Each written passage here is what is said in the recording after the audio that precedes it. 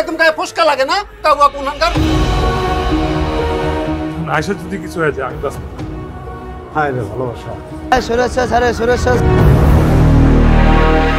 আয়শা তুমি আমার শুধু আমার। আমি যদি আপনার সামনে থেকে দুইটা নয়ন ভরে দেখতে না পারি তাহলে তো আমার এই জীবনটাই বৃথা। আমি তোমার টাকা দিয়ে কিনে আনছি। তোমার কাছ থেকে পাওয়া ভালোবাসার প্রথম উপহার। তোমার মৃত্যু ভাবলো ভাই মহাজনের বলে কিনা করছে। আমার বোঝার মানুষ নাই এ দুনিয়া